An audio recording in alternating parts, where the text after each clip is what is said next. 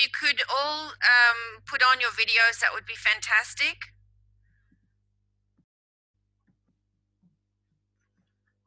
Okay, so Hilary Robertson will be running our event, the co-chair of the MEFM Society of BC. Okay. Hi, everybody. Welcome to, hi, lots of waves going on there. Elizabeth just introduced me, but I'm Hilary Robertson. I'm the co-chair of the MEFM Society of BC, and I am saying hello to you from windy, blustery Osoyoos today. We're expecting some thunder showers and hail, so hopefully my internet stays true for these couple of hours that we're going to be together. So here we go. Welcome everyone to the MEFM online rally for ME health equality.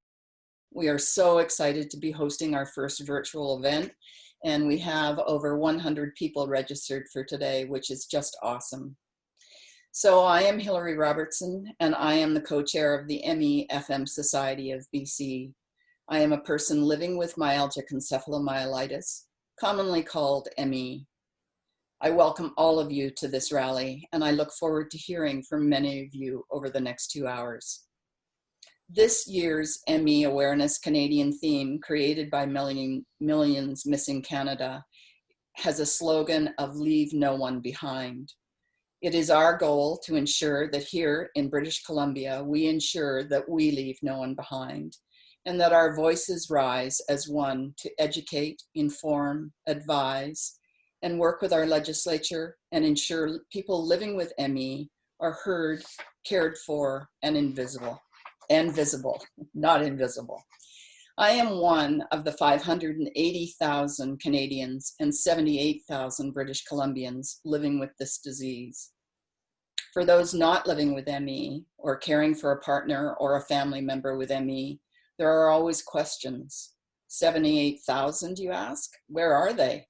Why don't I know this? Why don't I hear about ME? Why have I never even heard of the disease? ME is a complex, multi-system disease that robs people of their health, their lives, and their community. One of the hallmarks of our disease is something called PEM, post-exertional malaise. For an ME patient, simply eating, showering, and talking is all they can do in a day.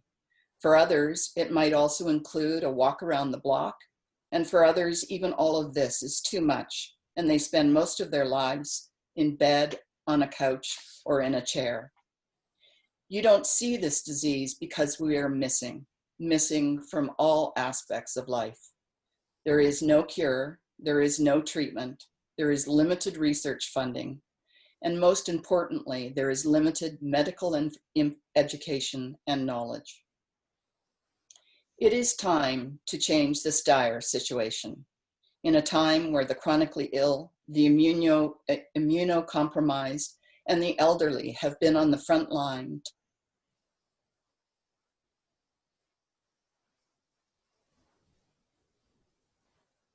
But this isolation has been our normal for a long time. In light of COVID-19, we are witnessing a changing world where collective action is being taken in an efficient and swift manner, with unprecedented cooperation between various levels and branches of government. The same needs to happen for those living with ME. We're calling for our policymakers to take action right now, to leave no one with ME behind in the very same intolerable setting the rest of the world finds unbearable right now. Like many other diseases, there is no cure for ME or even an effective treatment approved at this time. But there is much that can be done right now to bring healthcare equity, alleviate the suffering, and offer needed support that will change the future for 580,000 Canadians living with ME. We're calling on our decision makers to meet with advocates and stakeholders to learn more and begin implementing those critical steps that will offer solutions right now. This is our first virtual BC Missing Millions event. We promise it will not be our last. Missing Millions Canada was first started by Tevaarwerk, and she had led the very first virtual campaign of Missing Millions, and we are so pleased to have her with us today. That event, modeled on the international Missing Millions efforts, allowed people right across Canada to become involved, and from this, Millions Missing Canada was created. Last year was our society's first event on the lawns of the legislature, and this year, due to COVID, we have embraced the opportunity to hold this virtual event and plan to continue to do so from here on. Today, you will hear from patients. You will hear their stories. There will be opportunity for you to speak, to ask questions, and to tell your story. You will hear about our society's work on your behalf. You will hear from one of the very few medical experts, Dr. Nacul. Dr. Nacul is the medical director of the Complex Chronic Disease Program out of BC Women's Hospital. You will also hear from an MLA who has become educated on this disease and a friend to our society. Linda Reid, MLA for Richmond South Centre, is the longest serving woman in BC history. She is here today to offer support and guidance on ways our community can have our voice heard, to engage with the legislature, and ideally ways to ensure people with ME are ensured equitable health services. Before we move on, we need to acknowledge and give our heartfelt thanks to our very special major donors, the Wickerson Foundation, and particularly Opera Mariposa and the talented Jacqueline Co. and Stephanie Co. for very generous support over several years. In combination with our many, many individual donors, their generosity has allowed our society to push for education, lobby for better services, and most recently move forward with research collaborations related to ME. I am so proud of our society moving forward into research, and this year marks a new beginning.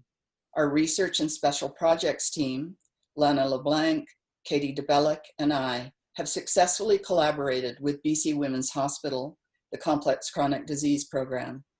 Dr. Louis Nacul is one of our lead medical partners on these projects, and we offer our gratitude to him for his passion and clear-sightedness in engaging in collaborative, patient-oriented research.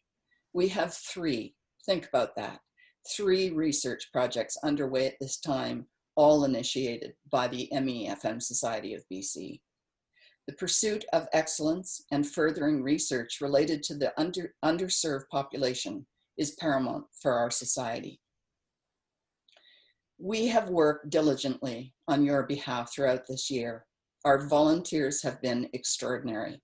Our phone volunteers take your calls, answer questions, and find resources for you when you reach out.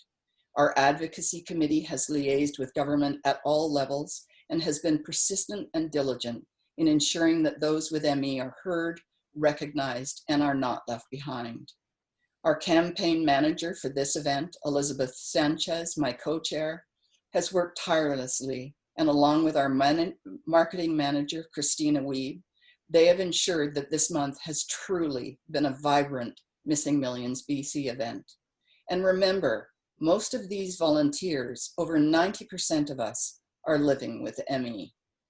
So the question for today, and in these times, is how do we find a voice?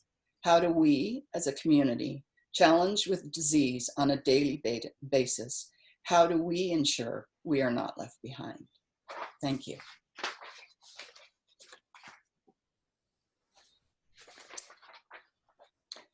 So now I'd like to introduce Stephanie and Jacqueline Co.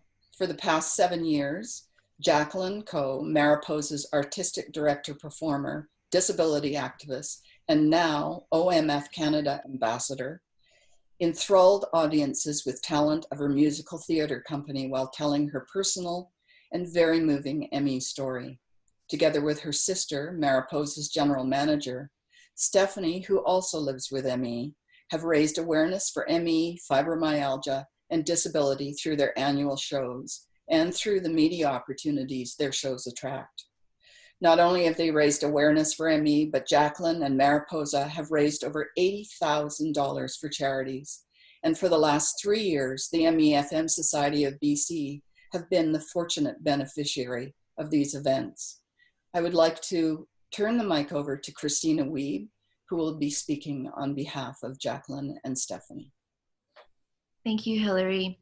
Stephanie and Jacqueline couldn't be here with us today. They're not feeling well, so I'm going to read a statement from them. These are the two sisters who run Opera Mariposa, Canada's only disability-led opera company. This is their statement. We've had ME since we were children, and we've experienced firsthand how little help or even recognition there is for this terrible disease. We know that we're luckier than many in that Jackie is able to perform, but we still grapple with this illness every day. After each show that Mariposa does, we usually spend months bedridden. Many days, we struggle with even the most basic tasks like reading, eating, speaking, and breathing. It's because of this that we aren't able to be here today. However, we wanted to join this rally in spirit. We feel it's vital to advocate however we can for our community, especially now when scientists are predicting a huge surge in cases of post-viral ME due to COVID-19. We've been speaking out for this cause since Jackie was 17 years old, when she produced and performed in her first benefit and awareness show. This year, our advocacy is taking a different form, since we can't gather together in person.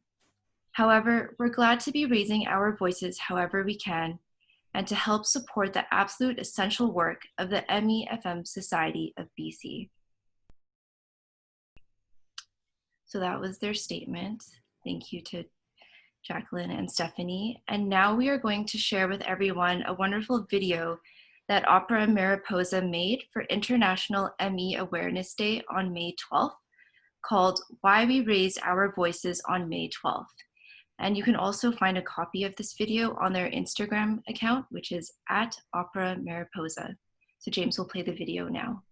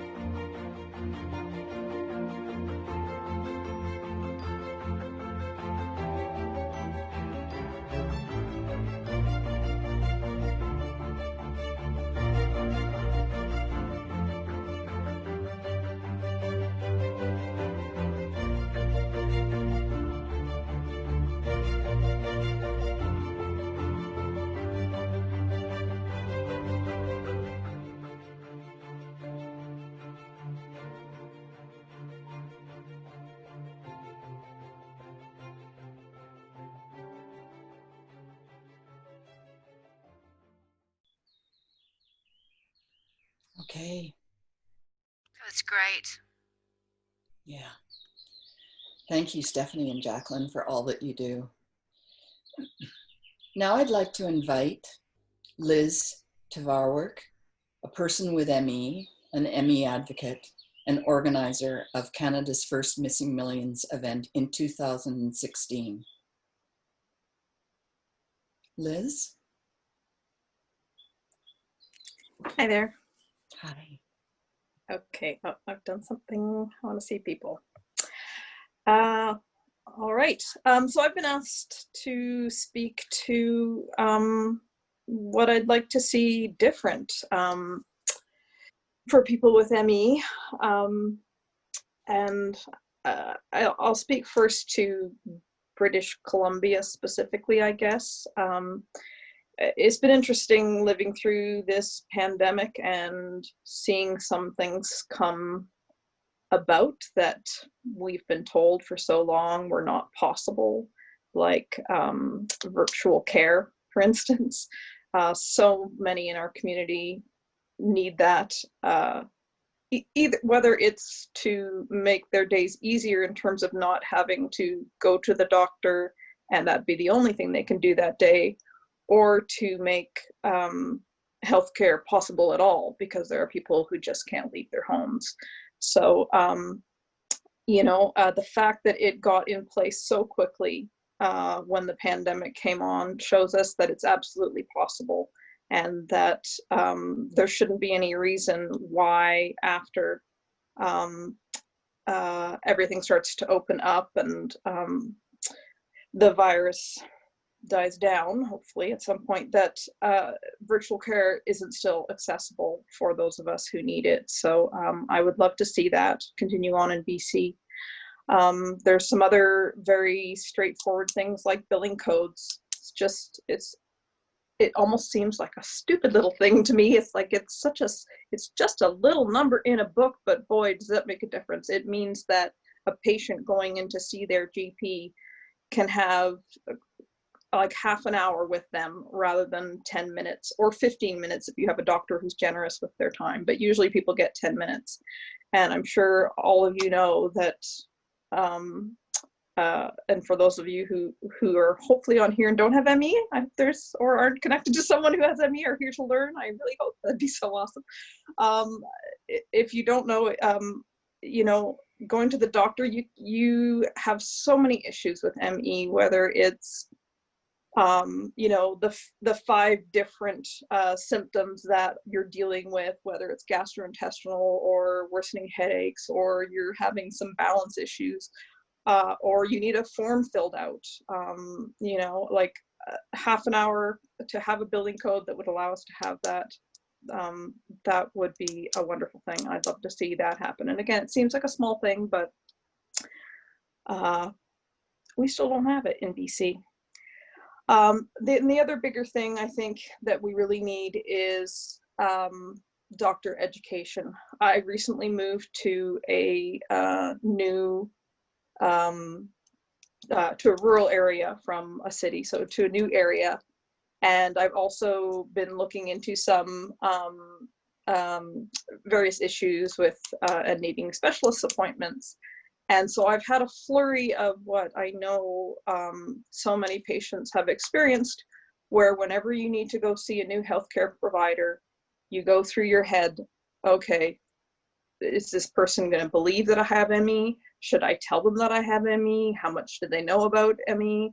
Are they open to learning about it? Do they have, what kind of misinformation do they have about it? What am I fighting? So I find that is one of the worst things when you're going to get help with a medical issue, that you can't implicitly trust that you will be treated with the same kind of care as if you had something that's more known and has less stigma around it, that you have to worry about whether that doctor is going to classify you as hypochondriac or possibly having some kind of mental illness and try to treat you or put you in that streamline you down that route rather than looking at further physical symptoms that you have, even if they're completely unrelated to ME. So, you know, I think that really hinders care. And even things like finding a GP, which are hard for everyone in Canada, it seems, because we have such a shortage. For people with ME, it's to get the one who believes you, who understands you, that's just even the baseline. But then to get someone who actually even knows anything about ME, or knows who to refer you to, or is willing to investigate, there just are not that many out there. And I find it quite, it's a heavy burden for a community that is dealing with such a disabling issue to have all these other administrative barriers on top of dealing with the disease. Those are a few of the things just in, you know, baseline stuff, so that we could even have equal healthcare to people with many other conditions. Great. Beyond that, in research, I would love to see, you know, cure. Yeah, cure is wonderful. But, you know, I think many of us are just looking for even some treatments at this point that would, you know, raise our energy envelope. You know, could we have 25% increase? Can we have, you know, 30% increase? I hear you. 50% increase? Mm-hmm. Hello? I hear you. Yes. Yes.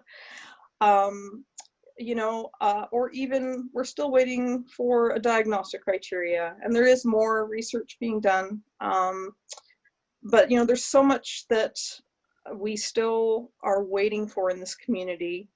And since I became sick and got involved in advocacy, I've seen huge changes, and it has been so wonderful. And I'm so thankful to everyone who volunteers on the board here and organize this event, and who does the work to work on the research projects, get them going. I'd love to hear more about that later, what the society is doing for us all to know. And the people across Canada who are doing advocacy work as well.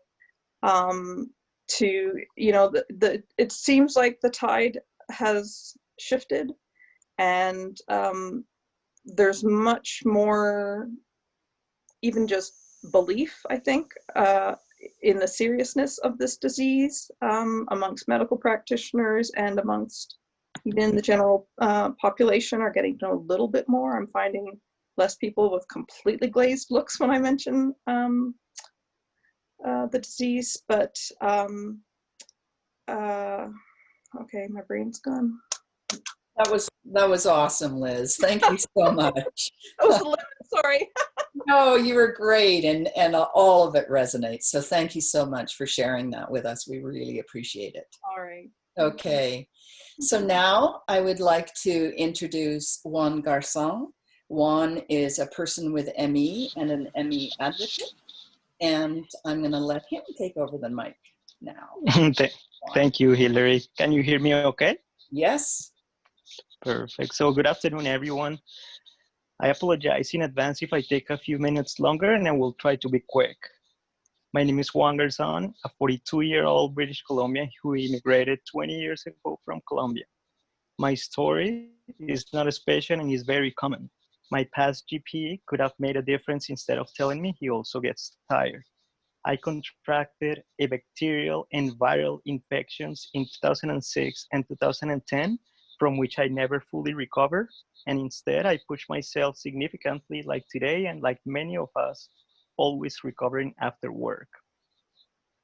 Working with ME became unbearable in 2016 while working at a provincial health organization, very close to the leaders that have access to decisions and resources that can make a difference for the team members and the population they are mandated to serve. COVID has taught us that we shouldn't work when feeling sick, but many of us are forced to due to lack of recognition for ME patients and corporate cultures.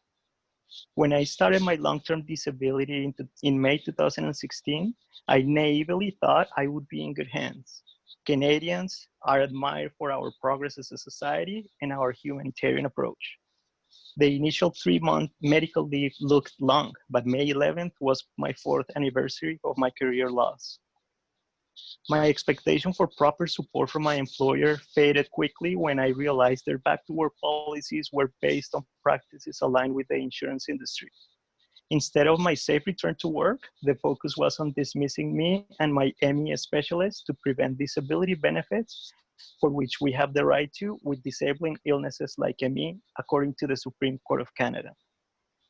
The fear from insurance and benefits abuse is much bigger than the confidence we have in our own medical professionals. Isn't this a strong reason to implement changes such as adding ME in the UBC Faculty of Medicine curriculum or preventing graded exercise therapy as an approach to get back to work employees diagnosed with ME? Why do we have to carry the burden of the lack of answers from science and of political and management will to do their mandate in an appropriate way? From all of the stakeholders involved, we are the most vulnerable, yet we continue to carry the burden and are left behind. I brought myself to Canada as an unskilled worker and then became a proud citizen as a result of mine and my wife's grit and perseverance. And they think I need motivation to work? Not a great assessment of my motivations and coping mechanisms. I always saw my activity logs as reasons to believe I was not truly sick because I emphasized more on what I could do, pushing myself rather than the health impacts after. Many ME patients have to do the same. The notion that ME is not degenerative with time is not aligned with my experience. When I stopped working, I was still capable of pushing myself to play guitar or exercise, although infrequently for short periods of time and suffering the corresponding disabling neuroimmune reaction for hours or days later. I punished myself with these efforts because professionals advise I should continue, enhance with stimulants, and because my mental health needed the physical release of negative emotions resulting from these unethical back-to-work policies and from accepting the loss of my career, identity, and my life as I knew it. My last painful anaerobic exercise and guitar sessions were in 2018. Both harmed me and my energy envelope permanently with muscle inflammation from which I haven't fully recovered. They were my last reminders that I should respect me. These have now been replaced with meditation, but my hand muscles are so weak now that I cannot even open containers, including medications, head shake without breaks for my raised arm, stand in the shower, especially during environmental triggers like the current spring pollen or wildfire smoke, or help my wife carry groceries. Typing is very tough too. My losses are sad, but at least with great effort, I am able to speak to you today. There are too many patients in BC and Canada that continue to be invisible with impacts to their livelihoods from denial of basic rights, such as disability benefits or appropriate healthcare. There are still too many whose severity requires daily caregiving assistance or live alone without any close support, tied to their beds in a dark room, left behind. Without the daily and loving support from my wife, I can say confidently to all of you today that I wouldn't be here speaking or breathing today. COVID also showed us there's plenty of compassionate and leadership talent in BC healthcare. Many ME patients are used to the isolation that COVID has brought to others. Now you feel a small and temporary part of our never-ending and eternal pain that has no cure. So what are the real barriers? If economic, a simple calculation shows us that the cost to finance our disability benefits late in our illnesses is a very uneconomic liability. So why do you continue to leave us behind? A research and community inquiry project is currently underway in BC to inform changes to benefit ME patients. Thank you, ME Society and CCDP, for your amazing leadership. There are many questions that remain unanswered. I also fear retaliation from my employer or others because of my frustrated public expressions to try to defend myself and my credibility as an ME patient and raise awareness.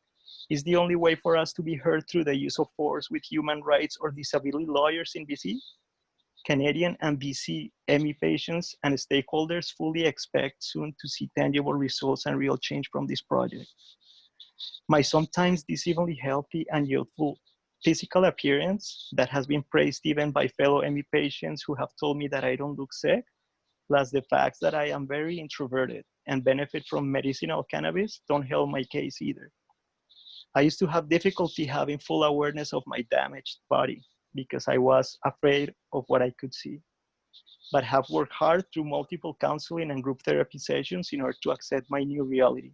This acceptance means that I can be at better peace with myself and others, thanks to my wonderful counselor, Megan, and Dr. Arsenal. I wait patiently for good news from Dr. Miro in Canada, Dr. Davis in the US, or others. Thank you for listening and your time today and for your future efforts to stop leaving us behind. Thank you, Juan. Those were very powerful. Yeah, you can see people clapping. Thank you. Awesome, awesome. So next, I would like to invite Melissa Wade, who is also a person with ME, to join our conversation. Melissa?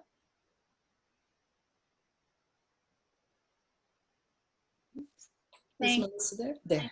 Hi, thank you for having me speak today. So I've only recently been diagnosed with ME and FM, but my health issues began in 2015 after I had bacterial pneumonia. So overnight, I went from being someone who could easily run 10K, very athletic, to being someone who's often so weak, I can't get out of bed. I can't do the basic things such as going to the grocery store, showering. And I think I would really like to speak to the trauma that people with ME experience at the hands of the healthcare system. It's like a secondary kind of trauma. And I think it's difficult for people who haven't experienced such a dramatic transformation in their health to really understand how traumatic it is to for that change to occur and how it alters your entire life. And what is further traumatizing for myself and for people with ME, I'm sure, is that complete lack of support you receive from the healthcare system. When I was trying to pursue a diagnosis, I was met with disbelief and disregard every time I went to the doctors, every time I went to the emergency room for help. I was never directed to the resources that do exist, such as the self-management programs, chronic pain clinic like Change BC, or the complex chronic disease program. In fact, I had to find these resources on my own. And luckily I came across Change Pain and the complex chronic disease program at BC Women's. And I had to request the referral from my doctor and even compile like a health history on my own to sort of prove that like I really do need this referral. But I feel like no one should have to figure all that out on their own, and that not everyone can. I'm fortunate that my work for many years has involved advocating for people with disabilities in mental health and system navigation. But even with my experience, I was really, really lost. And it took years for me to get a diagnosis and a lot of fighting for myself to be heard. So I wanted to speak today because chronic illnesses like ME are so life-altering and traumatic, and our healthcare system only further traumatizes people by not being able to respond to those requests for help and just simply dismissing people. And before COVID-19, you know, I was restricted in terms of my ability to work, to spend time with my friends, and stay connected to my community, and also live with uncertainty about what my future is going to look like because of how unpredictable ME is and the lack of support that exists for it. And during this pandemic, the government, the provincial government, has acknowledged the seriousness of social isolation and uncertainty and job loss. However, these realities will not end for anybody with ME after this pandemic ends. And, you know, it needs to change. People need that support. So, yeah. Oh, Melissa, thank you so much. Those were awesome points to make. Thanks. Super, super valid. Yeah. Thanks. Okay. Wow, weren't those three just really powerful testimonials about the lives that we are living? So I'd like to turn over the mic to Christina now, who is going to facilitate our sign fest. Thanks, Hilary. Hi, everyone. So I'm Christina, and before I tell us about the signs, I want to very quickly explain why I'm wearing a sash and a crown, because it must be kind of strange to some. I'm the current reigning Mrs. Vancouver Island. That's what the rest of my sash says. And so I'm one of the title holders of the Miss BC pageant, and I competed in this pageant in 2019, which was a very crazy thing to do as someone who has ME, but I wanted to do it for the purpose of raising awareness for chronic and invisible illnesses, because that is something I'm very passionate about. And I'm really grateful that I participated in that pageant and became a title holder, because that led me to starting to volunteer for the MEFM Society of BC. So that's explaining my appearance. So what we're gonna do right now is, this is a rally, and if we were at an actual in-person rally, we'd be able to take pictures of everyone holding their signs. So we want to do that now. We want to give each of you the opportunity to share your voice in that way by holding up your sign like this in front of you. And what's going to happen is that James, our amazing tech guy, is going to put the spotlight on each person one at a time for about 4 seconds. And that gives us in the society and even you the opportunity to take a screenshot or take a photo. And we welcome you to share that on social media if you wish, because we want to raise as much awareness as we can. Does anyone have any questions about that? Good. Okay, I think we're good. So let's get started. So everyone get your signs ready, hold them up, and one by one, James will spotlight us. And James, let me just move this, minimize the people so I can take a proper photo. Okay.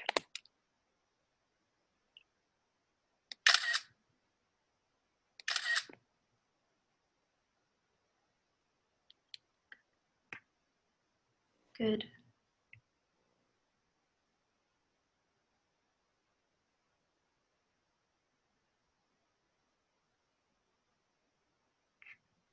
Perfect.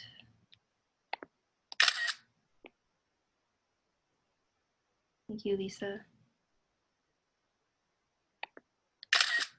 Awesome.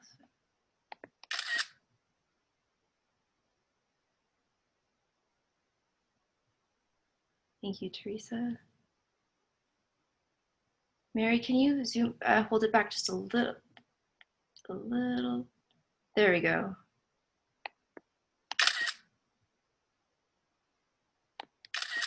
Perfect.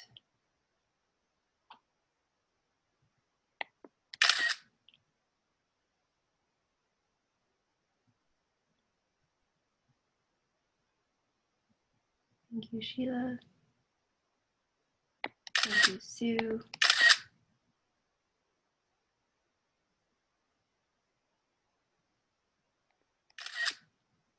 Thank you, Siobhan.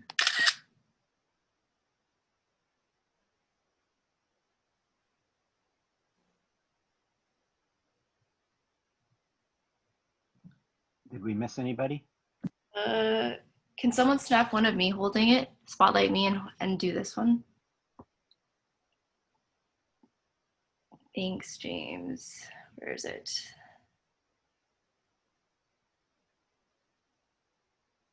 And if you are sharing it on social media, please use the hashtags, oh, this is backwards, Millions Missing BC and Change the Future for ME, and also Leave No One Behind. That, especially the Millions Missing, the BC one. That way we can find it and compile all these images together, because we'd love to show our MLAs how many of us. Oh, James, can you go to Tasha? I'm not sure if we got her. Let me. I sure can. I think her camera's backwards, but it will still work, I think.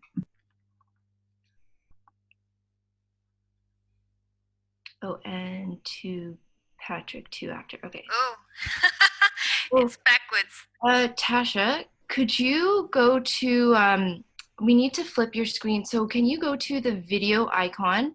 Click on the arrow. On the toolbar, and there's an up arrow. Oh. There you go. Magic. Okay. Thank you. Perfect. Got it. Did Teresa's just made sign one. get taken? I got Teresa's. I think Patrick might have said and- he. Wendy and Corey.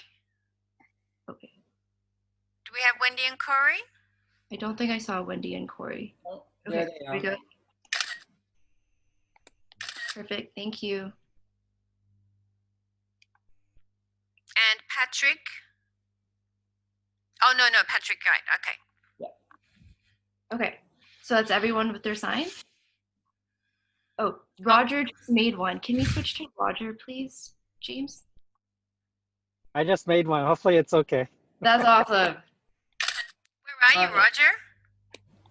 What's that? Where are you? You look like you're in a car.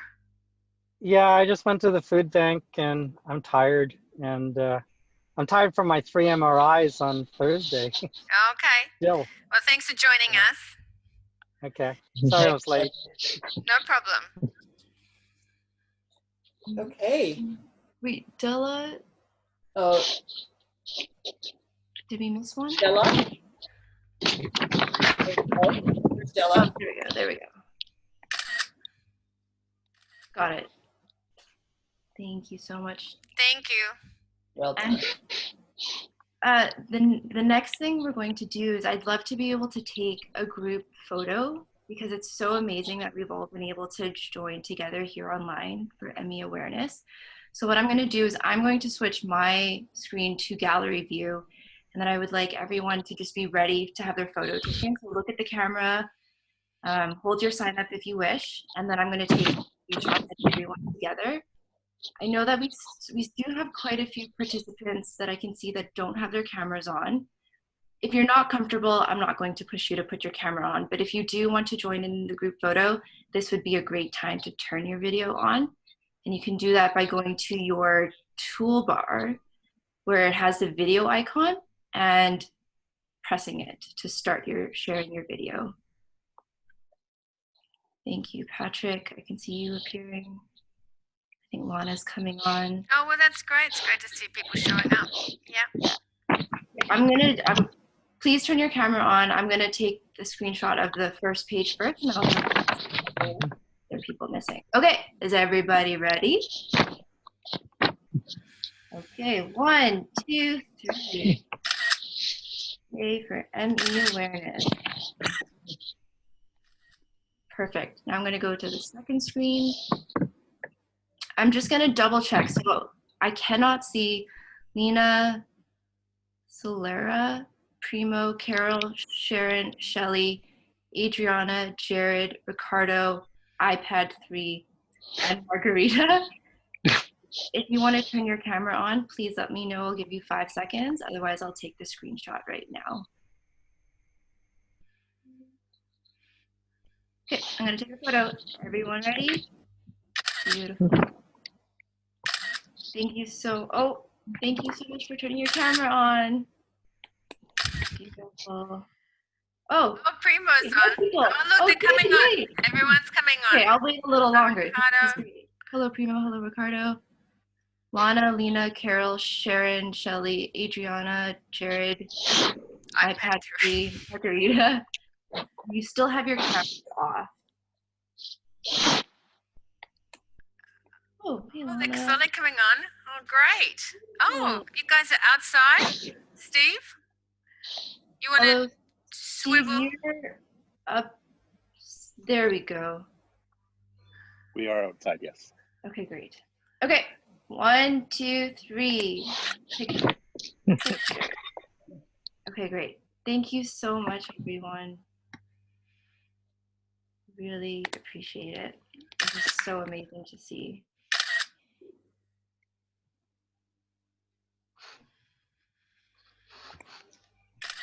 Okay, take a couple more just in case. Okay. Thank you. Good. Thanks so much, Christina. Thank you, everyone, for joining in with your signs and making that effort and just being present, showing up, and being part of the team. This is amazing. So exciting. So next, I'd like to introduce Dr. Nacul. So Dr. Nacul is joining us via a pre-prepared video that he made in his garden in London, where he is stuck because of COVID. And I'm going to give you a little bit of an alert that at the beginning of the video, there's a whooshy noise because he is outside. So it gets quite loud, but then it calms down. But you can control your volume personally or individually on your computer if that makes it better for you.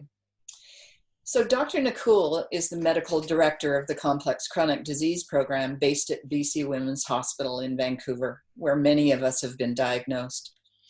He is a doctor and general practitioner with training across medicine, epidemiology, and public health. Dr. Nacul previously held the position of clinical associate professor and researcher at London School of Hygiene and Tropical Medicine in London, United Kingdom, and the Cure ME team and UK MECFS Biobank. Dr. Nacul has recently been appointed to the ICANC ME Research Network. So we're really excited that he was able to join us in this way. And James, if you could roll the video, that would be awesome.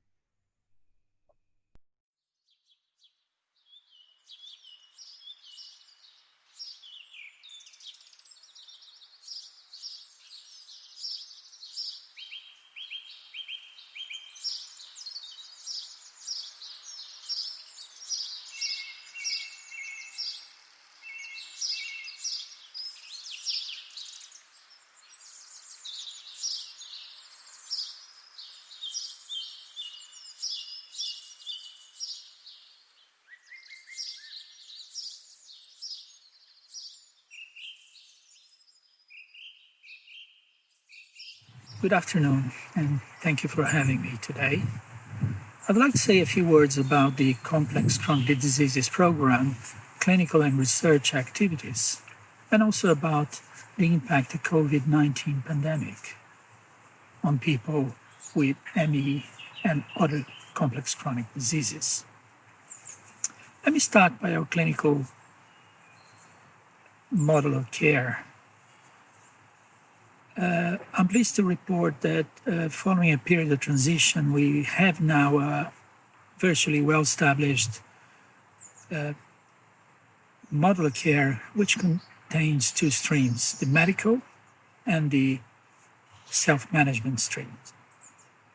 So what happens is when a patient arrives first time at our program, they are seen by a physician who establishes the diagnosis or confirms the diagnosis, and then work in partnership with the patient in relation to a treatment and management plan. As needed, there are follow-ups up to a period of 1 year. The other stream is what we call the educational stream for self-management, and this is optional, but most of our patients actually decide to take the activities and give, in general, very good feedback on them. These activities are all held in groups by our allied team of clinical professionals.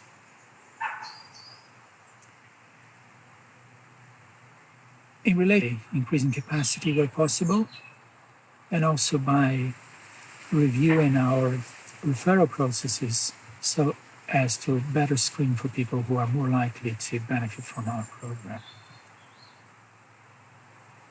We have been stepping up with our virtual health activities, and this is very good news, especially in the context of the COVID pandemic. And the good news here is that we have not stopped our services during the pandemic. We continue to provide physician appointments, first appointment and follow-ups, as well as the group activities. But all of them have been taking place virtually. And the response has been very good. Most people reported very, very good experience, and so we can report as physicians as well that this system has been working very well. And this opens, of course, many possibilities for the future beyond the pandemic, when we could explore more virtual health mechanisms to attend a larger proportion of our population, perhaps those who are at high risk, such as the severely affected and those who may live far away from Vancouver. So there are good prospects there. Of course, we're examining the possibilities, and we expect to have news for you in the future. But first, we need to ensure that we can provide all these services virtually very effectively and safely, and also have approval from our regulatory bodies.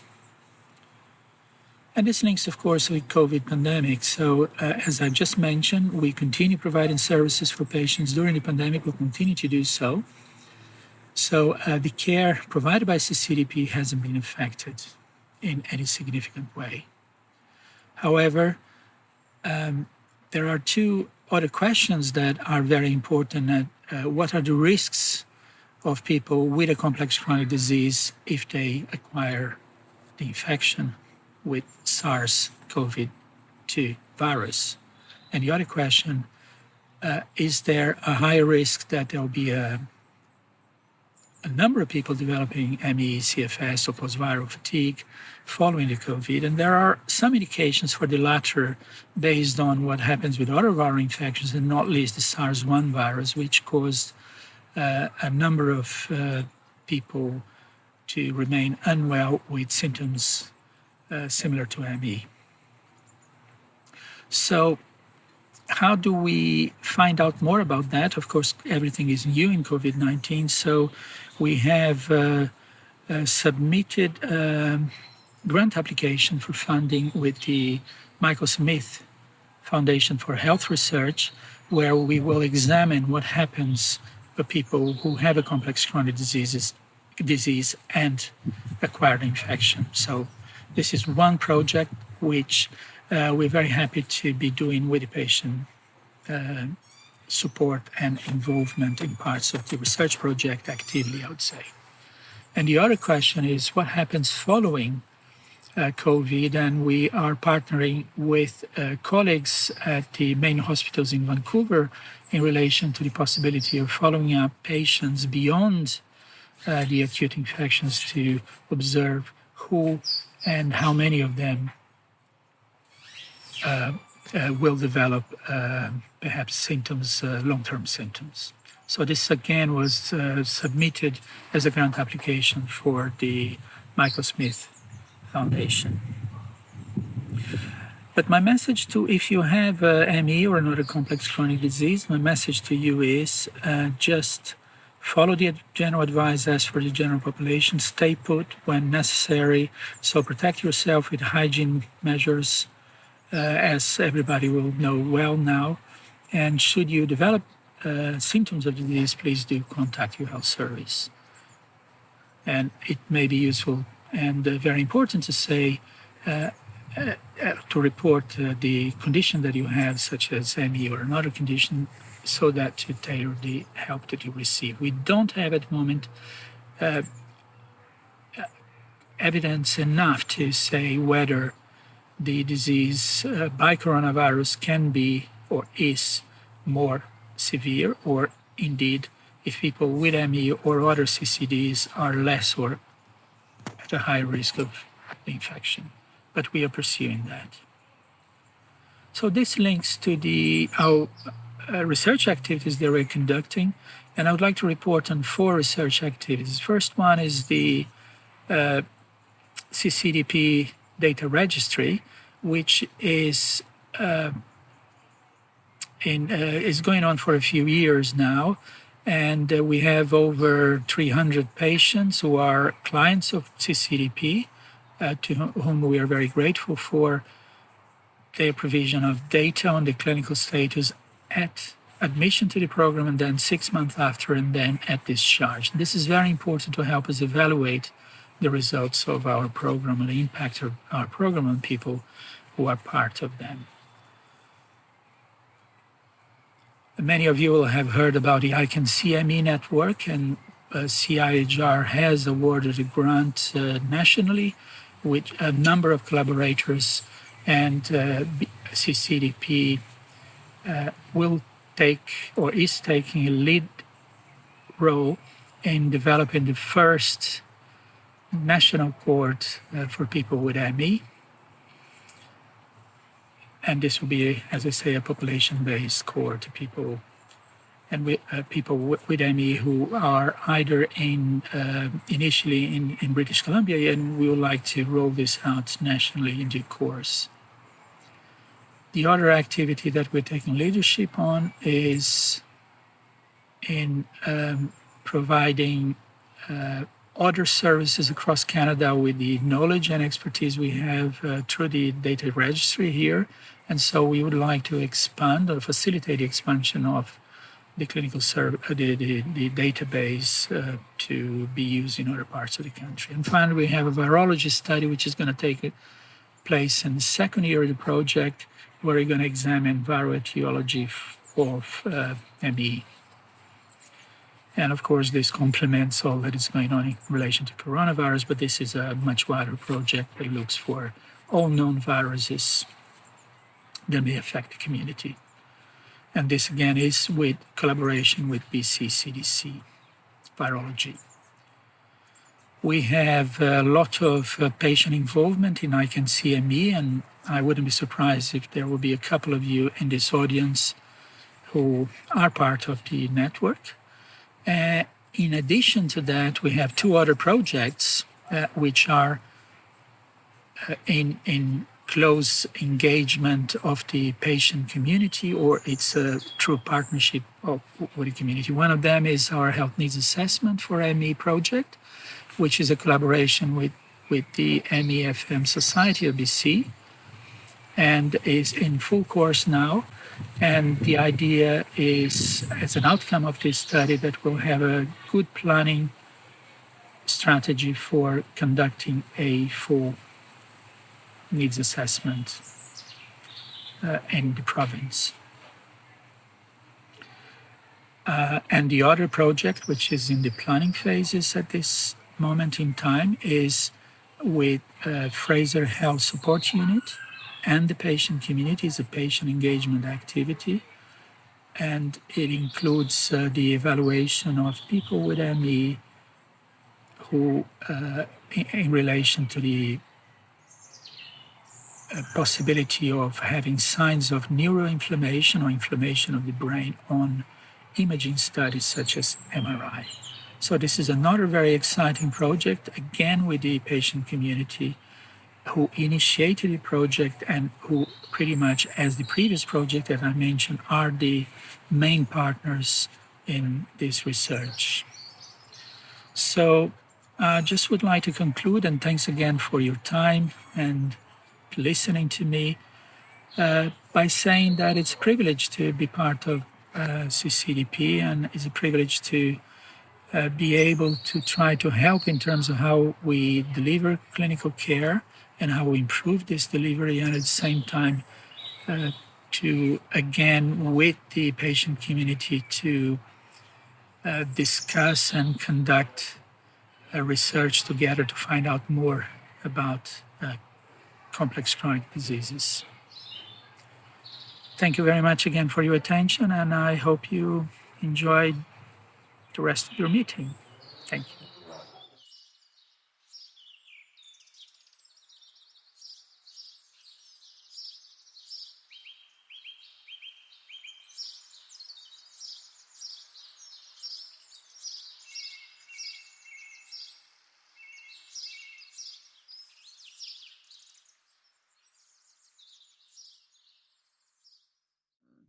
So we were just so pleased that he was able to join us. So for our final scheduled speaker for today, it's my privilege to introduce and welcome Linda Reid. Linda Reid recently marked the 29th anniversary of her election to the Legislative Assembly. She is one of the longest serving MLAs in British Columbia and the only one to have served consecutive terms for over 20 years. She has had an active and varied political career, and from 2013 to 2017, Linda served as Speaker of the House. As Minister for Early Childhood Development, Linda oversaw the creation of 6,000 new childcare spaces in British Columbia. In 2002, Linda created an individualized funding model for children with autism spectrum disorder, which takes into account the individual needs of each child and is provided on a monthly basis. Also in 2002, Linda announced the creation of the BC Early Childhood Development Legacy Fund, which supports community initiatives to support children under the age of 6. As Minister for Childcare, Linda oversaw the Boost BC program in 2007, which distributed free booster seats to low-income families to coincide with the passing of new requirements that children between 20 and 40 pounds use a booster seat in vehicles. Linda previously served in a variety of critic roles for the official opposition, including Children and Families, Health, Attorney General, Municipal Affairs, and Science, Technology, and Research. She was also the Opposition Caucus Chair from 91 to 92. Linda has served on Treasury Board and on the Select Standing Committee to appoint a Child, Youth, and Family Advocate, the Select Standing Committee to appoint a Police Complaints Commissioner, the Select Standing Committee on Transportation, Municipal Affairs, and Housing, and the Select Standing Committee on Crown Corporations. Throughout her career, Linda has been known as an effective advocate for British Columbians. Linda is the Liberal MLA from the riding of Richmond South Centre, and we are so happy and just thrilled that she could join us today. And she has been here for the whole duration of this meeting. And we are so looking forward to learning from you, Linda. So over to you. Hilary, thank you very, very much for the invitation to come. I started my teaching career in 1979-80, and I worked first with youngsters with autism. And you'll know 40 years ago, it was a tough row in terms of teaching families how to be advocates, because there wasn't a huge take up, if you will, for folks who understood what the next steps should be. That's where I sort of cut my teeth on the advocacy work. The notion that we can continue to build profile is hugely important to me. I want to thank Sue Kazai for inviting me to participate today. She's taught me tons in terms of how best to go forward. She's the expert, if you will, on ME. I'm more the person who may offer some comment on how the process could work in terms of creating a better profile. Because it's heartbreaking that so few folks, so few Canadians, so few British Columbians know about ME. It's definitely a case for building some profile on a go-forward basis. I worked extensively in the 90s and the early 2000s with the MS Society and with the ALS Society in terms of building profile. And one of the things that I think you might want to think about, because it's worked amazingly well in all the ways it's been tried, is taking a person who has the diagnosis and having them paired up with an MLA or a member of parliament, or frankly both. Having someone that the MLA or MP can reach out to when the question comes up, but ensuring that that person sends them a text or an email once a month, once every few weeks to say, hey, did they know about this? Because so much of this work is about education. So much of it is how to get folks paying attention to not necessarily the medical journals, but paying little bits of attention to little bits of information that come across their desk so that it's always top of mind. It doesn't have to be extensive, it just needs to be a contact. And for an MP or an MLA to have a number that they can pick up the phone and say, what about this, is worth its weight in gold. So you have tremendous resource at your disposal, tremendous resilience at your disposal. And just sharing your expertise in little snippets is frankly a fabulous opportunity for MLAs to be educated, for members of parliament to be educated. That tends to work extremely well. Advocacy, frankly, for me has always been about the ability to tell stories. And you all have amazing stories to tell, and an incredibly resilient population, no question. If I can take those stories and continue to advocate for that in the legislature, I'm happy to do that. I promised Sue I'd make a statement in the House, but then COVID came along and I wasn't able to do that. So we took that statement and I turned it into an article for the local press. And I can tell you, since that article has run about maybe 3 weeks back, lots of contact in my constituency office, folks who didn't know that ME, the society existed, and didn't know how to get in touch. And in my office, we're happy to play that role in terms of connecting the right people on a go-forward basis. That to me makes perfect sense, because you do need to have a conduit for information. And if you want me to help you with that, I'm more than willing to do so. I talked a little bit about the partnership, and hugely important. And if you can pair your folks up with MLAs or MPs that exist locally, so that there's a connection, that would be brilliant. Doing things online, absolutely possible and important. And certainly, sort of post-COVID, lots of groups are now doing virtual walks in terms of building profile.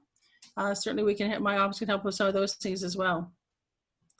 And I appreciate the hashtag discussion earlier, because it is about building a profile on social media as well. There's lots of opportunities to do that. And Hilary, I don't know if you've submitted in the past to the Finance Committee, but it'll be done remotely this time. So you could just tape a video similar to what the Dr. Nacul has just done and submit that. And the presentation, the opening remarks you made today would lend themselves very, very well to the Finance Committee's deliberations. That would be a really good thing to do. And I certainly hear what you're saying in terms of how much it affects your families and your caregivers and your loved ones. There are many diseases, if you will, that are definitely family diagnoses, but the autoimmune diseases are certainly in the top consideration. And I understand what you're saying as well in terms of access, that this has to be about increasing access for healthcare. And hopefully research will create some answers in terms of the challenge of treatment, but hopefully the challenge of a cure coming along.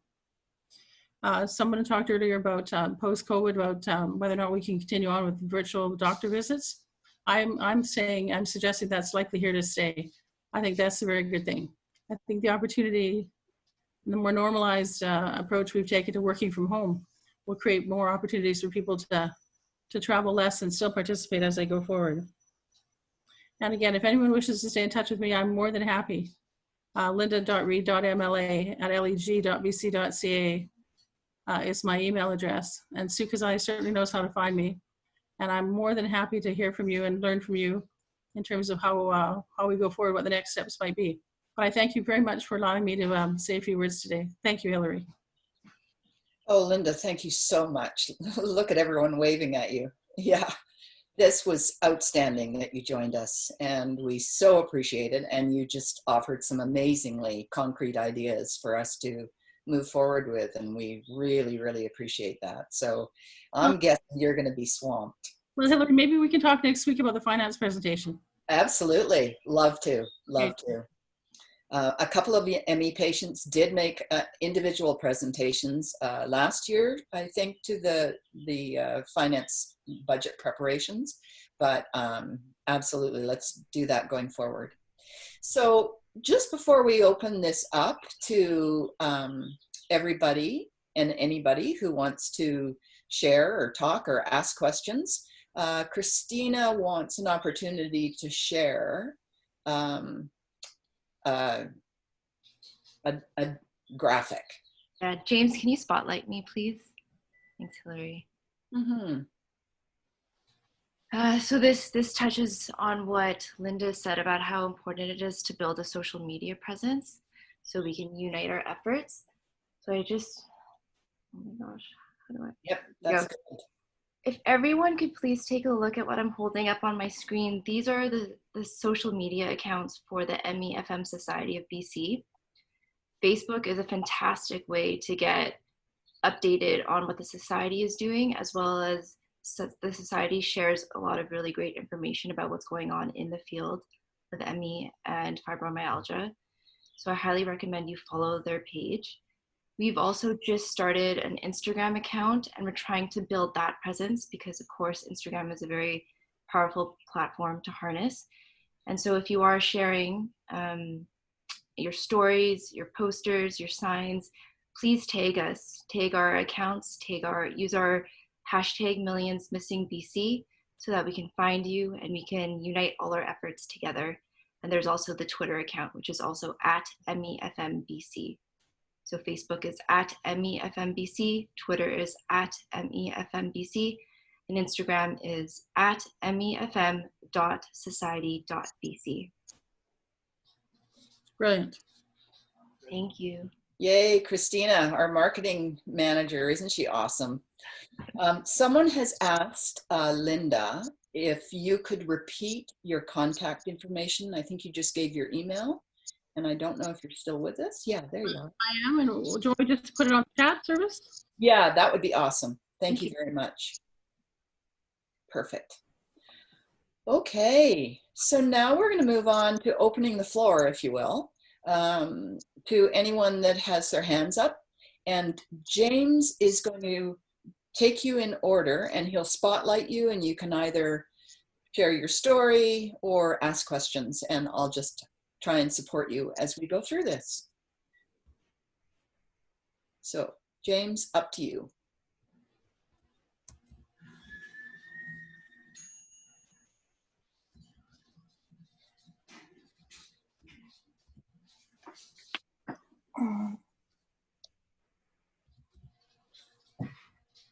It looks like Sue has her hand up, James. Yeah. Sue's got her hand up. So does Liz. And Liz, and Teresa's got her virtual hand up. So if people can't find the button, but here we have Sue Kazai first.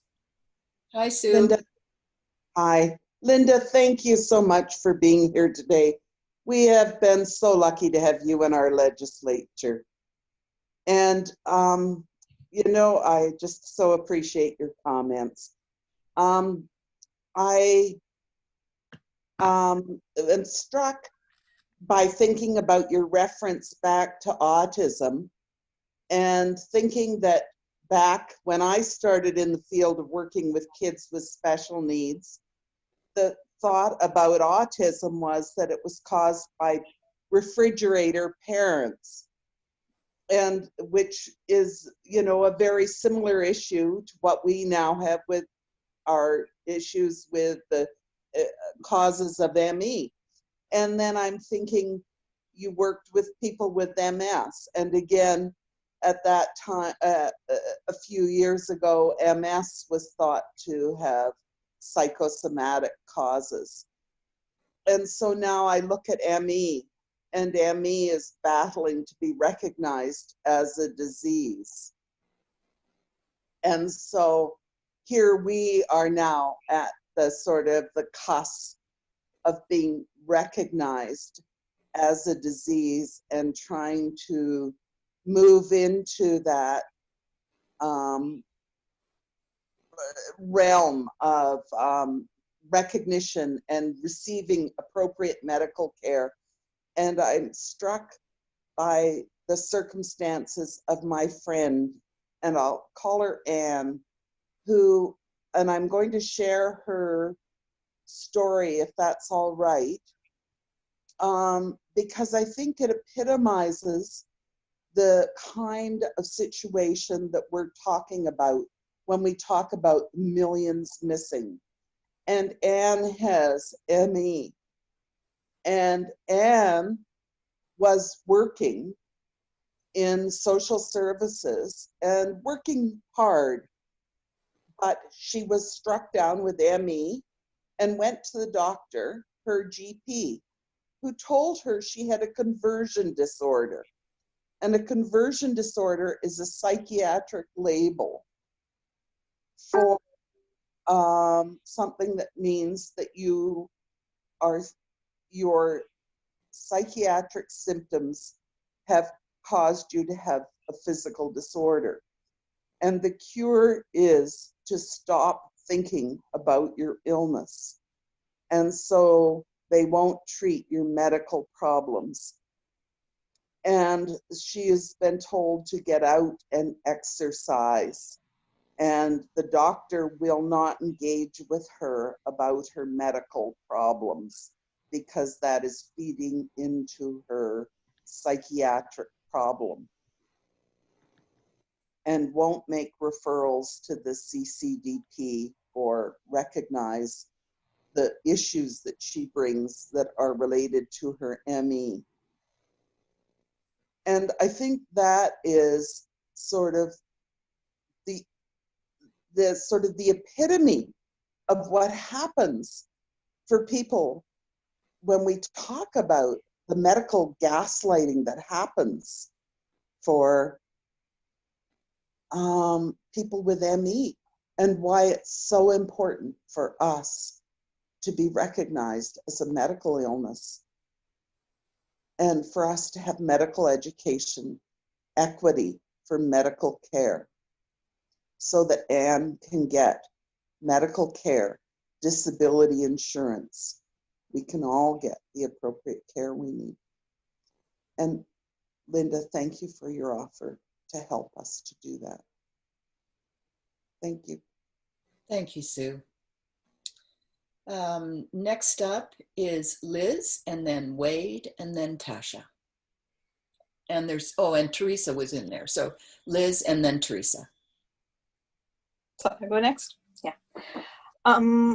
Yeah, I just again want to say thank you to everyone who helped in organizing this, but also who do work through the year, having done organizing and activist work. I know I did it when I was healthy, and I knew what it took then, and being sick now, I know how much more it takes, and that for us, it's not sometimes even just what it takes, it's what we have to give up or donate, you know, in terms of other things we could be doing, or even I know when I was doing some advocacy work, because I'm lucky enough to have long-term disability through an insurance company, I was able to pay for more home care. So in a way, you know, I know that there's various things that people give up to do this work, and I just want to say it's amazing, and I really appreciate it. And I just wanted to ask Linda a question, given that, you know, I know I had to step back from doing advocacy work because of the toll it was taking on me, and making progress and gains, you know, sometimes it was a little demoralizing, feeling like we're not moving forward. And sometimes I want, you know, one of the things like the billing, getting a billing code for patients through MSP, those always feel tantalizing to me because they feel concrete and they feel doable, and something maybe we could actually achieve and put in the win column. And so what I wanted to ask you, Linda, is do you have any advice for going ahead with something like that? Do you think that's an achievable goal? What do you recommend around, I guess, billing codes in particular, but any kind of sort of achievable goals that we could have as wins and that the community could see as progress, concrete progress? In terms of the billing code question, we're just about to start the estimates process in Victoria, where the critic of the day has the opportunity to ask the minister directly those kinds of questions. I'm happy to take that conversation directly to Minister Dix, and frankly to perhaps the finance minister as well. Because you only win these if you have sort of, when the issue comes up at the cabinet table, you have more than one cabinet minister who basically their ears perk up and they pay attention.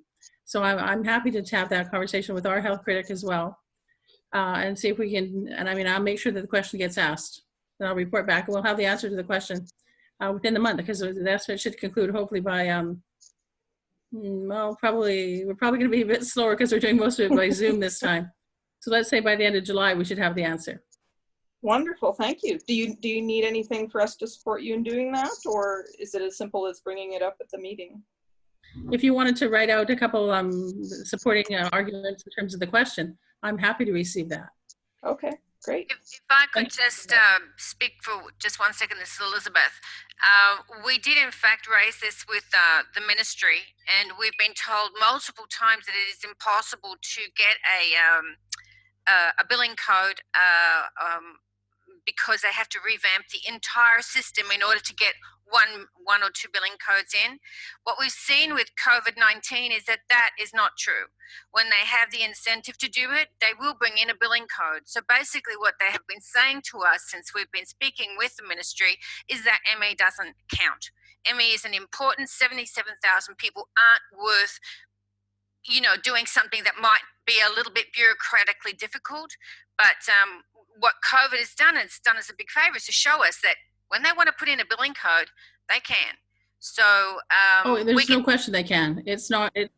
complicated. Yeah, so we can definitely give you the background on how we have advocated with the ministry and what their responses have been, so that you can be prepared for the kinds of things that they have said to us, and then, you know, we're in a better position now to advocate. But thank you so much, Linda. That would be an enormous help for us.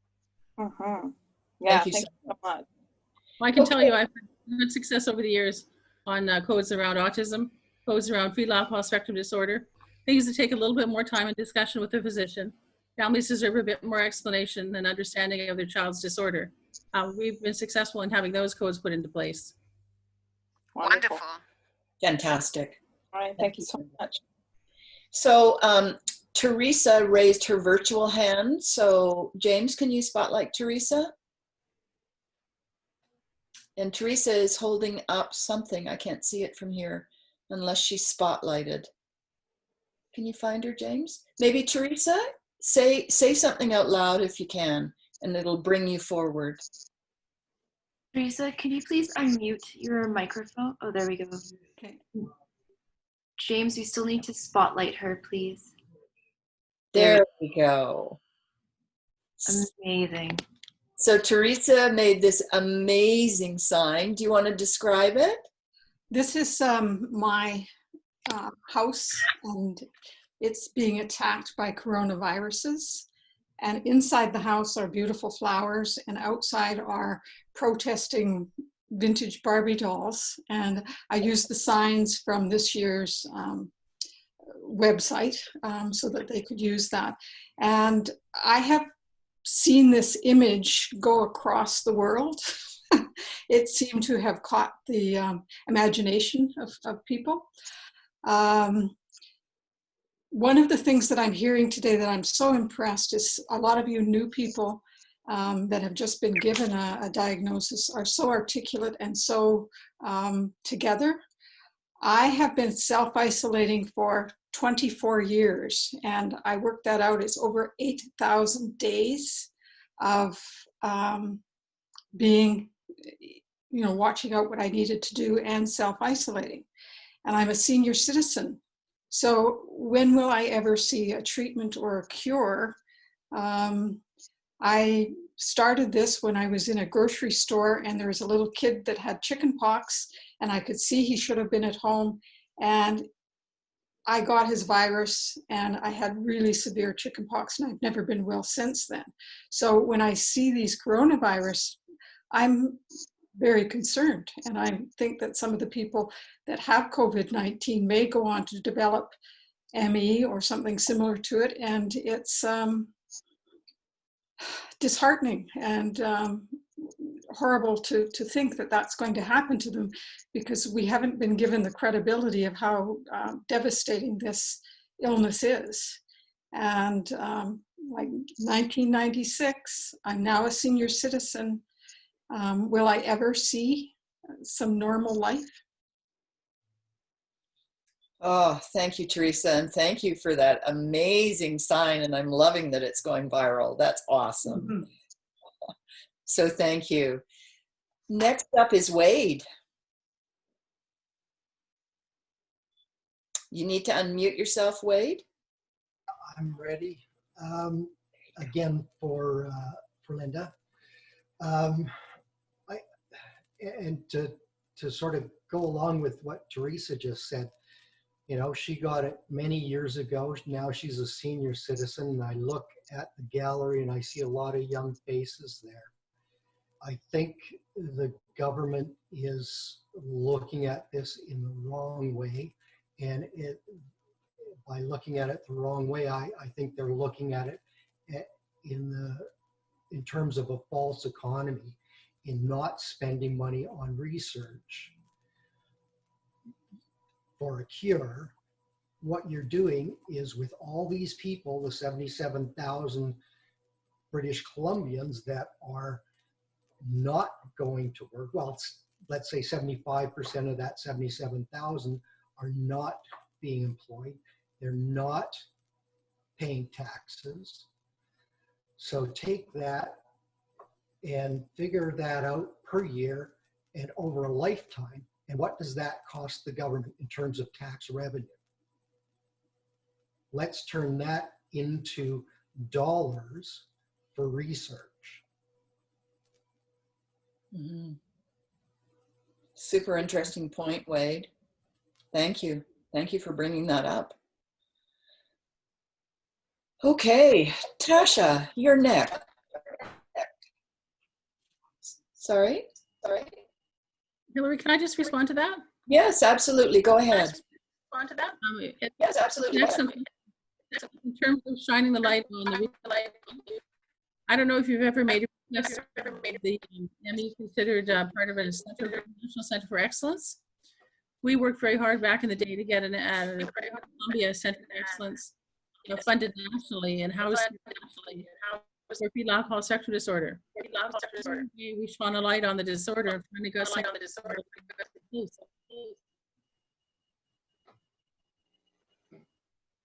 Thank you. Thank you, Linda, for chiming in. Okay. I'm getting a whole bunch of echo feedback, James, and I noticed that other people are getting the same thing. So, there. No, it's still going on. Unfortunately, Maybe. there's nothing I can do about it. Okay. Something in the airway. Is it possibly one person's mic? 99% of them are muted. Okay. It seems to be a little bit better right now. So let's go ahead with Tasha. She's next. Sorry, Hilary, since the audio is better, could we ask Linda to repeat what foundation or something she mentioned? I think a lot of us missed that. Center for Excellence. Okay, Linda? Federally, there's Centers of Excellence funding for research questions, and they end up citing different Centers of Excellence in different provinces. I worked very closely on getting the one established here for fetal alcohol spectrum disorder. And there's many opportunities across the land, and that's how the federal research dollar tends to flow best. So again, I'm happy to work with Hilary and see if we can get the application in for that for BC. Okay, thank you so much, Linda. You're awesome. You're just amazing, Linda. Yeah. I just feel like we've just got a jewel in our midst. Okay, Tasha, you've been super patient. It's your turn now. Hi, thank you. My name is Tashia, and yeah, I just felt compelled when Linda was speaking I just had a little story come to me. I've shared my story before, but a little snippet about the loss of my career that I thought when Linda was saying she could use stories to share that it might make an impact on someone. So it starts a long time ago when it's a short story though, I'll keep it short.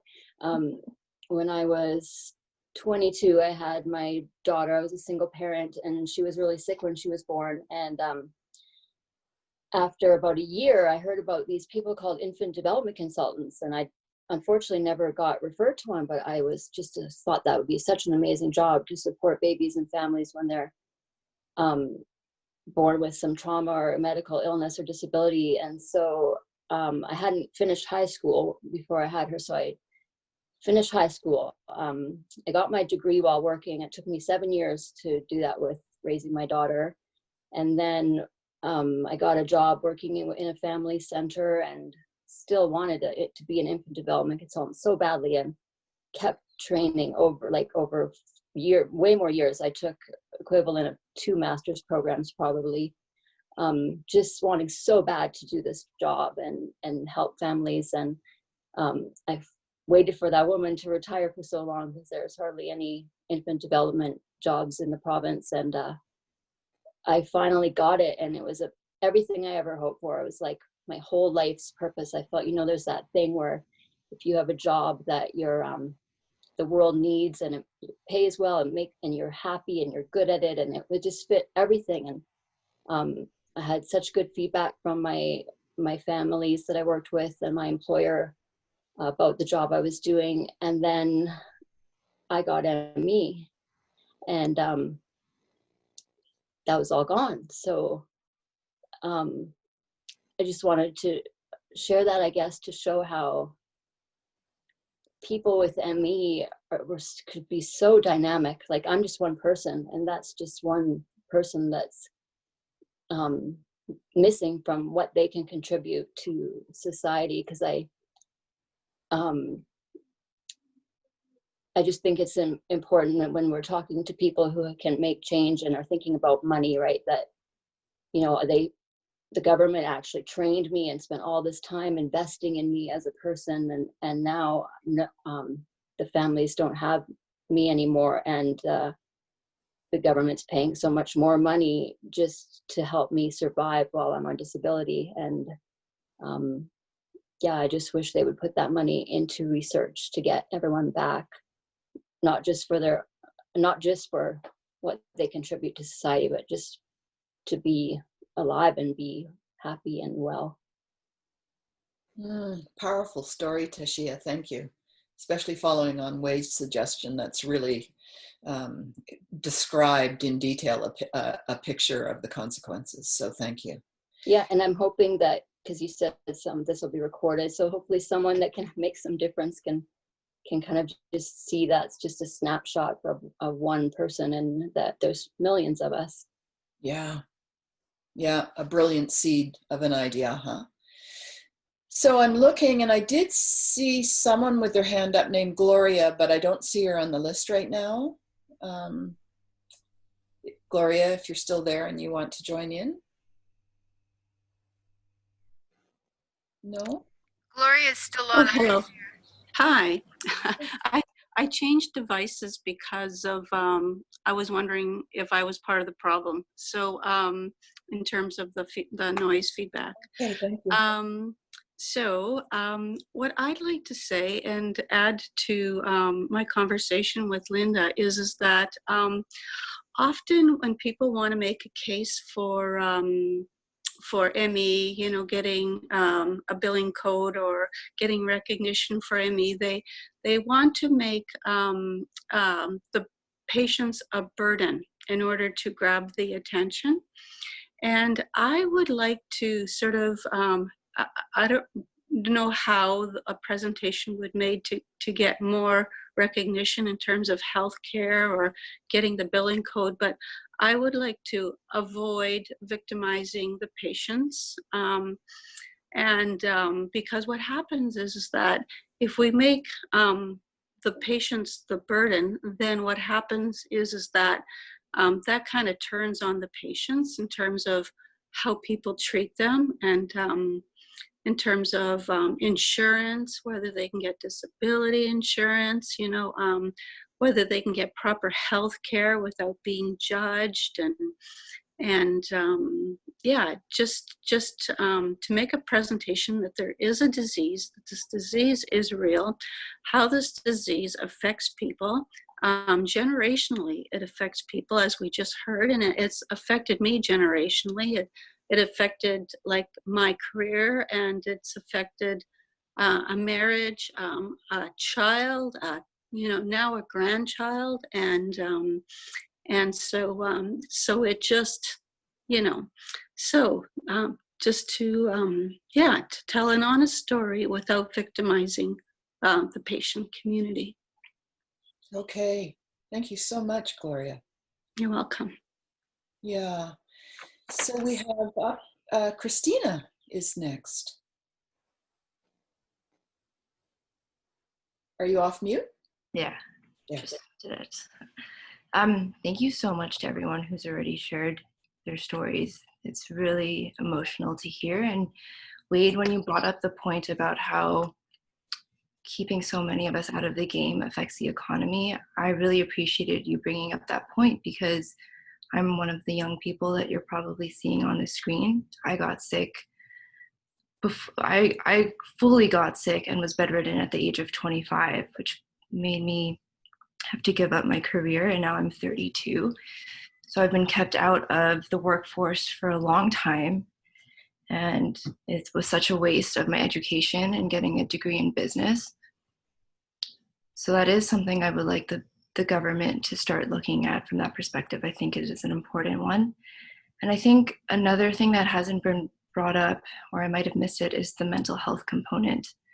I think it's really important we've seen now with the pandemic how so many mental health services have been made available because healthy, able-bodied people are struggling with having to stay home and are struggling with social isolation.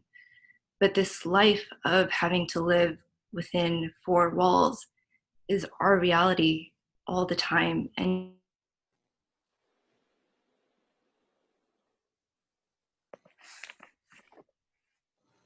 we seem to have lost Christina. Oh no. Yeah, I think her. It's Christina's computer, you see. She's Yeah. having problems with her Thank you, computer. Elizabeth. Okay, hopefully she'll come back because she was bringing forward some powerful statements. But let's go on to Nancy.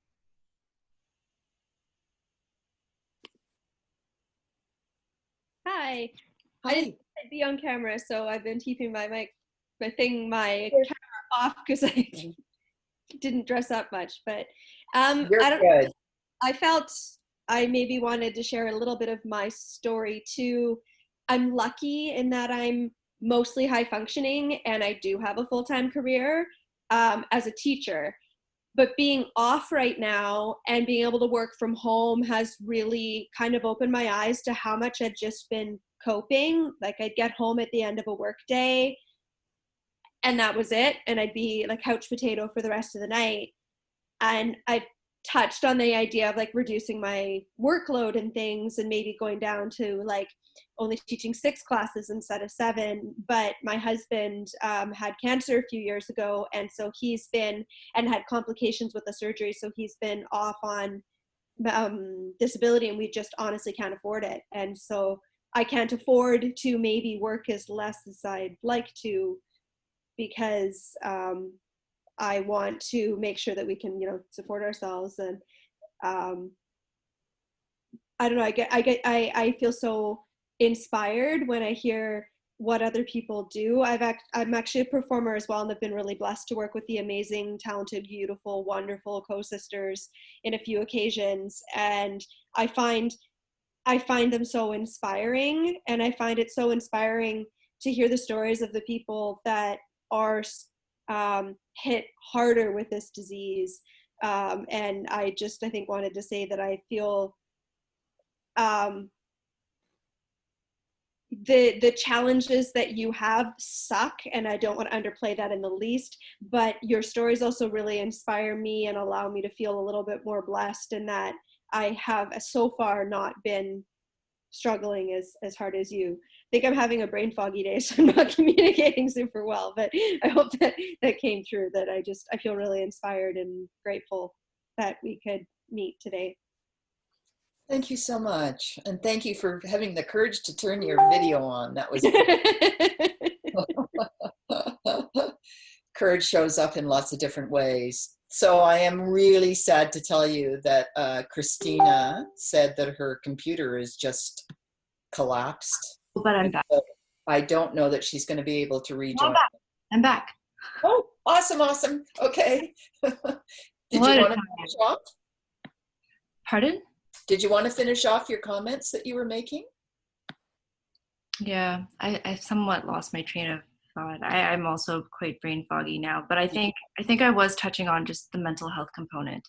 Yes. Because, yeah, like with the pandemic, we've seen that so many resources have gone towards making mental health services accessible for the population, but these services have been inaccessible to us for a very long time. And something to know is that in changing policies in order to improve the quality of life for ME patients, that is the province effectively saving lives. Because I think in many circumstances, when we're not receiving the support, it's a huge burden to our mental health. And I've even had the opportunity to read some of the stories that were shared with MLAs in our MLA campaign, and it's not surprising to see that ME patients have wanted to end their lives because of how difficult it is to survive in this society where you're not receiving support.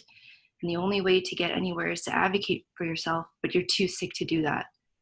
I personally can relate to that feeling of wanting to end my life because I felt like I was a burden.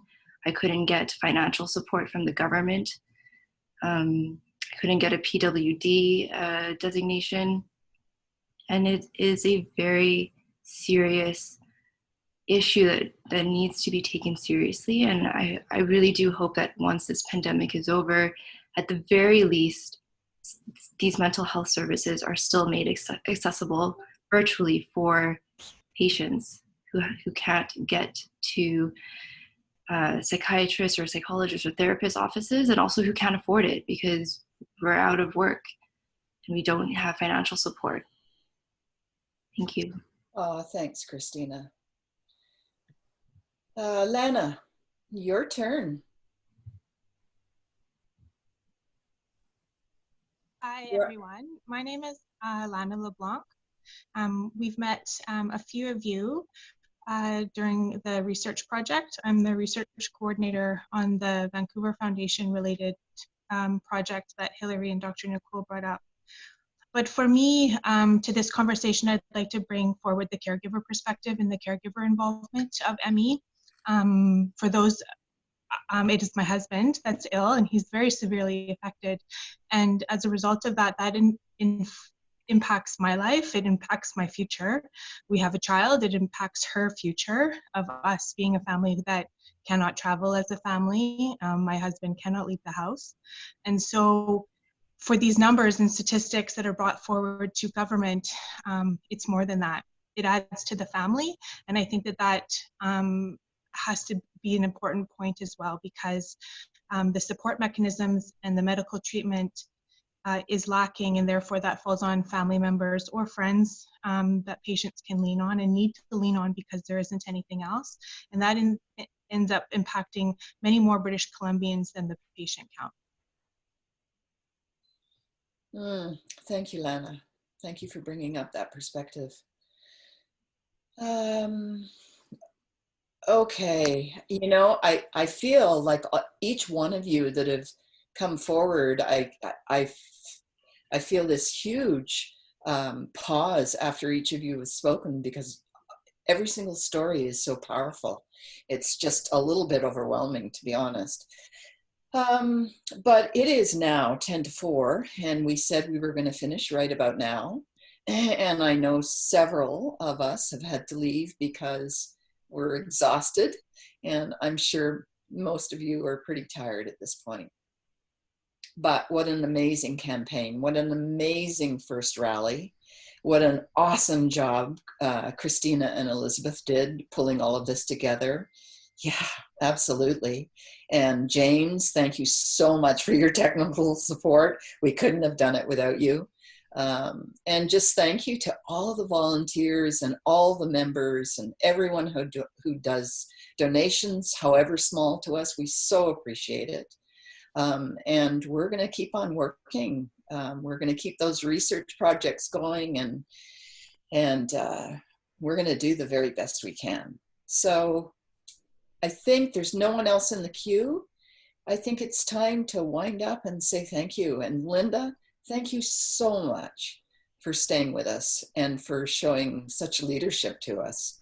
And I'll be on the phone to you next week. Okay. Goodbye, everybody. Thank you. Bye, everyone. Much love to all of you. Bye. Thanks so much. Thank you so much. Bye. Thank you for Bye, having everyone. me. Appreciate it. Thank you for being here.